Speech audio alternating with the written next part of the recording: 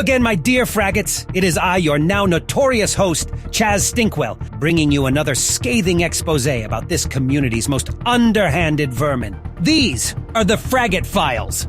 Through our previous entries, we asked you, who is Joey Cannoli? Why the taint-dripping cologne XXX? Why the Zaharoff's tax write-off trailer park prom? Why the leeching off of TLTG's subscriber base to promote Cannoli's failing channel? And we examined the pathetic downward elevator ride of Fraudica, plummeting to the sewers with her driver.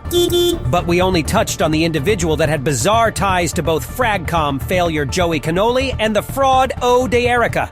Let's turn our noses toward the slimy snake known as Mr. Smelly 1977. This YouTube e-begging extraordinaire isn't just at odds with Joey and Fraudica, he's also the mastermind behind the stench that's been wafting through our community. We've already exposed Mr. Smelly's simp-worthy adoration for Fraudica. Very attractive young woman, as we can see there. Jeremy Fragrance ghosted her. Our sources have revealed that this scent leech, similar to TLTG, had once endeavored to join forces with none other than Fragcomm's biggest loser, Joey Cannoli. Talk about a match made in fragrance heaven. Mr. Smelly has gifted us with a delightful assortment of fragrance freaks, including the Whiskey Reaper, Archie Luxury, Sweat Cough, Boz, and the dynamic duo causing a recent Fragcomm explosion, Mr. Clean and Margie Noir. It's been a fucking year! We've previously made note of the scandalous con artists associated with Mr. Smelly, but perhaps we failed to explore why a man of his stature in the community, a fragrance company owner no less, sought such alliances. Is Mr. Smelly on a mission to dismantle Fragcomm from within? What perverse allure does this motley crew hold for Mr. Smelly? Apart from spare change for his beer fund, what else does he hope to gain? Let us dissect the matter, shall we? Mr. Too Lazy to do a XXX review Joey Cannoli couldn't attract subscribers or relevance if his life depended on it. Fraudica, a gold-digging do-nothing, has proven to be a complete scam, deep-throating Fragcomm and sucking down all the simp milk. The Whiskey Reaper. His live streams often find themselves with viewership barely scraping the single digits. Seriously, does anyone truly comprehend the gibberish that spills from his mouth? It's baloney, it's straight dookie, and I am so happy that George Zaharoff made this fragrance, because if it wasn't for him, I wouldn't have those memories that I usually have in the mornings. Right. Stay tuned. Wet Dreams by Zaharoff. And Mr. Clean lacks even a channel of his own, while Margie Noir's meager presence hardly qualifies as one, and Archie Luxury is Archie. I can't survive on Google Ads. I need your support. So what twisted allure did Mr. Smelly find in these misfits? Ah, it's crystal clear. He yearns to witness the unraveling chaos, the grand spectacle of the fragrant apocalypse unfolding right before his eyes. If Fragcomm won't willingly fund his beer-fueled escapades through super chats, he will make them pay, by hook or by crook.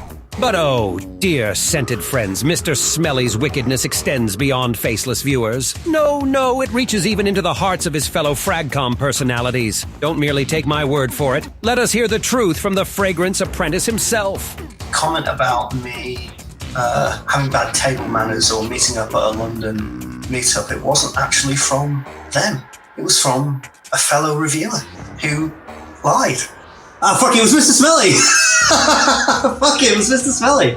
How disgusting! How scandalous! How Dan of you, Mr. Smelly. As you all are well aware, Mr. Smelly infiltrated Ode Jerks as Ken Wilberforce and joined the relentless assault on George the Fragrance Apprentice Atkinson. But why, you may ask? Because Mr. Smelly's heart, or whatever is left of it after drowning in alcohol, is filled with nothing but pure, unadulterated, fragrance-infused hate. Hate for the community. Hate for his fellow reviewers. Hate for the lack of super chats. Hate for sobriety. But you know what? He's always been brazenly honest about his intentions. He proudly proclaims himself the international leader of the worldwide fragrance community at the start of every stream. And now we see he meant it all along. We do need some super chats, guys. Please, please. Oh, you dare not offer his lordship super chats? Prepare yourself for a visit from Fraudica. I felt like I was so wronged. Refuse to show him the proper respect? Brace yourself for the Whiskey Reaper's wrath.